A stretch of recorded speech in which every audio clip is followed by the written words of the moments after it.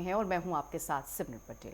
2027 से पहले यूपी में पोस्टर वॉर भी शुरू हो चुका है। एसपी प्रमुख अखिलेश यादव ने निशाना साधा गया है। आखिर क्या है इस पोस्टर वॉर के पीछे, पूरा सच क्या है, जानने के लिए देखिए खास रिपोर्ट।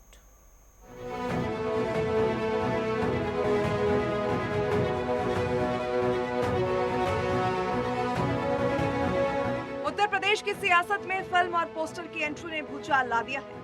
लखनऊ की सड़कों पर रातों रात लगे कुछ होर्डिंग्स ने 2027 की लड़ाई का ट्रेलर दिखा दिया। बॉलीवुड फिल्म धुरंधर के बहाने सपा के शासन को ल्यारी राज बताया गया तो सीएम योगी को धुरंधर। उत्तर प्रदेश में सियासत का नया अखाड़ा अब लखनऊ के चौराया बन गया है। यूथ एंगेजमेंट माफिया नाम के संगठन ने पूरे प्रदेश में ऐसे पोस्टर लगाए जिन्होंने विवादों की नई आग सुलगा दी। इन पोस्टर्स में एक तरफ अखिलेश यादव को रहमान डकैत के स्टाइल में दिखाकर उनके कार्यकाल को ल्यारी राज यानी अपराध का पर्याय बताया गया है। होर्डिंग में मुजफ्फरनगर, मेरठ और शामली दंगों की कड़वी यादों को ताजा किया गया, तो वहीं दूसरी तरफ मुख्यमंत्री योगी आदित्यनाथ की सौम्य तस्वीर है जहां उन्हें कन्या पूजन करते दिखाया गया है। साथ ही अतीक अहमद, मुख्तार अंसारी और मुकीम काला जैसे खूंखार माफियाओं के अंत की खबरों को बतौर धुरंधर शासन की उपलब्धि बताया गया है। आपको क्या चाहिए, ल्यारी राज या धुरंधर सीएम? यूपी में धुरंधर पोस्टर के जरिए छिड़ा सियासी संग्राम। फिल्म के ल्यारी राज से सपा शासन की तुलना। माफियाओं के सफाई का पोस्टर में जिक्र। मुजफ्फरनगर शामली दंगों की पेपर कटिंग्स दिखाई गई। लखनऊ, नोएडा, गोंडा समेत 10 जिलों में लगे होर्डिंग्स। यूथ एंगेज्ड माफिया ने ली पोस्टर्स की जिम्मेदारी। वहीं इस मामले पर उप मुख्यमंत्री ब्रजेश पाठक का कहना है, ये सच्चाई है, सपा का साथ गुंडे माफियाओं के साथ रहा है। देखिए, कांग्रेस जिस ढंग से काम कर रही है वो कांग्रेस भारत की संस्कृति के साथ आत्मघाती कदम उठा रही है। कांग्रेस पार्टी के नेताओं को एक बार भारत की संस्कृति और सनातन संस्कृति को जरूर अध्ययन करना चाहिए। ये वही भारतवर्ष है, वही सनातन संस्कृति है, अक्षुण्ण रही है, हजारों साल से इस पर अटैक हो रहे हैं। लेकिन कांग्रेस पार्टी के नेताओं ने लगातार जिस ढंग से भारत माता की सनातन संस्कृति को क्षति पहुंचाने का, बीड़ा उठाने का काम किया है, भारत के लोग इन्हें कभी माफ नहीं करेंगे। कांग्रेस पार्टी को, देश की जनता से इन्हें माफी मांगनी चाहिए। देखिए, ये पोस्टरबाजी से मुझे नहीं पता, लेकिन ये सच्चाई है कि समाजवादी पार्टी गुंडे माफियाओं की पोषक तत्व तो हमेशा रही है। ये पोस्टर वॉर सिर्फ लखनऊ तक सीमित नहीं है। नोएडा, गोंडा, आजमगढ़ और बाराबांकी समेत 11 जिलों में ये होर्डिंग वॉर छिड़ चुका है। समाजवादी पार्टी इसे भाजपा की साजिश बता रही है, तो वहीं जेन जी युवाओं का ये संगठन इसे माफिया के खिलाफ एक जनमत बता रहा है। राजधानी लखनऊ के प्रमुख चौराहे और मुख्यमंत्री आवास के आसपास के अलावा ये होर्डिंग्स 10 जिलों में भी लगाए गए। कहां-कहां लगे होर्डिंग्स?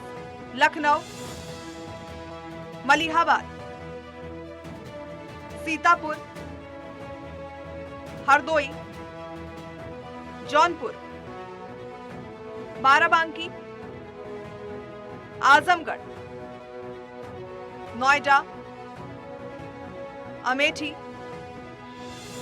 प्रतापगढ़, गोंडा। समाजवादी पार्टी समेत तमाम विपक्ष की ओर से फिल्म को प्रोपेगेंडा मूवी करार दिया जा रहा है। हालांकि अखिलेश यादव के शासनकाल में फिल्म में दिखाई गई ल्यारी वाली जगह से प्रदेश की तुलना किए जाने पर राजनीति खासी गरमाई हुई है। वहीं चुनावी तैयारियों के बीच ये पोस्टर खासी चर्चा में आ रहा है। अब सवाल वही है, जनता को क्या चाहिए, ल्यारी राज या धुरंधर शासन, जिसका फैसला आने वाले चुनाव में जनता ही करेगी।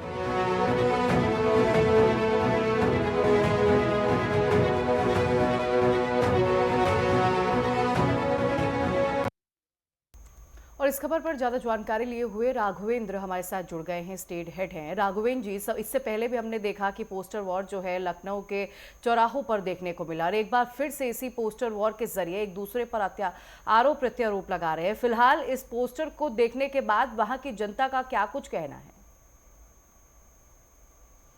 बिल्कुल सिमरन, जी। राजनीति में जब शब्दों की मर्यादाएं तार तार हो जाती हैं, इस तरह के आरोप प्रत्यारोप, बोर्डिंग होर्डिंग देखने को मिलती है। इसी जी। कड़ी में जब कुछ दिन पहले हम लोगों ने देखा कि अखिलेश यादव धुरंधर फिल्म को लेकर गांजागंज बनाने की बात कर रहे थे, फिल्म पे सब्सिडी देने की बात कर रहे थे, तमाम आरोप उत्तर प्रदेश के मुख्यमंत्री पे लगा रहे थे, तो उसके बाद से भारतीय जनता पार्टी की तरफ से या ये कहिए जो हिडन वर्कर्स होते हैं उनकी तरफ से अखिलेश यादव को लिए इस तरह की होर्डिंग हनुमान सेतु पे, महानगर पे, बीकेटी के तरफ, पॉलिटेक्निक पे, चिन्हट के तरफ, हजरतगंज चौराहे, 10-90 चौराहे, चारों तरफ इस तरह की होर्डिंग लगाई गई। इतना ही नहीं, जो योगी कैबिनेट में मिनिस्टर हैं अनिल राजभर, उनका बयान आया कि अखिलेश यादव अपने घर में एक नशीले पेड़ लगाए हुए हैं और उस पेड़ के नीचे सुबह बैठते हैं जब तक उनको नशा ना हो जाए, फिर जब वो निकलते हैं तो बयानबाजी जारी करते हैं। तो एक तरह से कहा जा सकता है सिमरन कि अभी तक राजनीति में चुनावी जनसभा में, रैलियों में नेताओं पे एक दूसरे पे आरोप लगते थे या इस तरह की होर्डिंग सामने आती थी,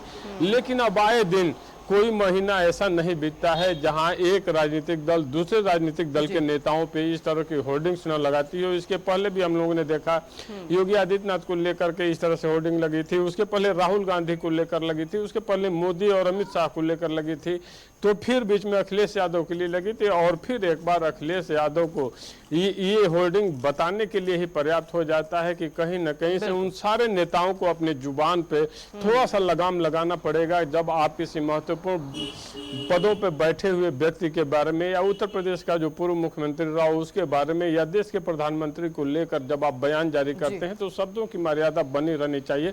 हालांकि समाजवादी पार्टी के कार्यकर्ताओं ने इसका विरोध किया और जा करके जहां जहां भी होर्डिंग लगे हुए थे, पोस्टर लगे हुए थे, उसको फाड़ कर हटा दिया गया है। और जैसा कि आपने सवाल पूछा कि आम नागरिक की क्या प्रतिक्रिया है, तो आम नागरिक की प्रतिक्रिया इस तरह के होर्डिंग से आम आदमी के ऊपर कोई प्रभाव नहीं पड़ता, बल्कि सभी लोग मुस्कुराते हैं कि देखो कल तक समाजवादी पार्टी के नेता भारतीय जनता पार्टी के नेताओं के खिलाफ होर्डिंग लगाते थे, इस बार भारतीय जनता पार्टी के नेताओं की तरफ से समाजवादी पार्टी के नेताओं के लिए होर्डिंग देखिए इसका प्रभाव जो है चुनाव में देखने को जरूर मिलेगा, क्योंकि इस तरह जब सत्ता पर बैठे हुए नेता, बड़े पदों पर बैठे हुए सांसद हों या पूर्व मुख्यमंत्री हों या मौजूदा मुख्यमंत्री हों या उनके अधिकारी हों, उनके सांसद विधायक जब इस तरह की बातें करते हैं तो जनता पर भी प्रभाव पड़ता है। बहुत शुक्रिया आपका जानकारी।